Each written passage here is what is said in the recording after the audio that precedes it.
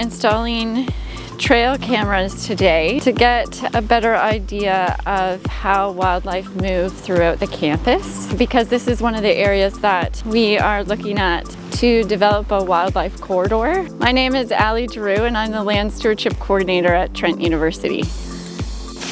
And I just make sure that it's going to take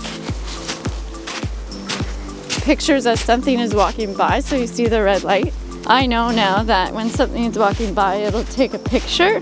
And we're finding that they're using the hedgerows a lot, which isn't really surprising. And the hedgerows were planted many, many years ago to act as like a windbreak for the agricultural fields. They have a really important function for wildlife movement too.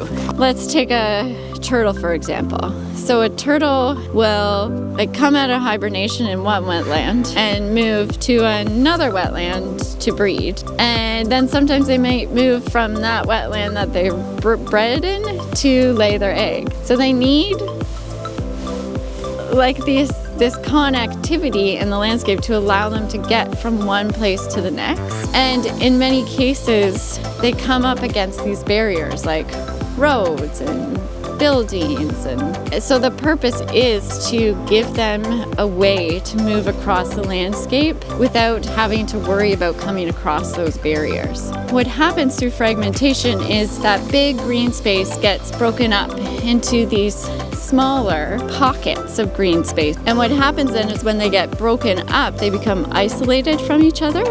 And then they lose the ability to provide the habitat needed for a diverse, resilient, healthy ecosystem. And so in order to return that functionality back to some of these smaller, isolated green spaces, we focus on creating connections between them.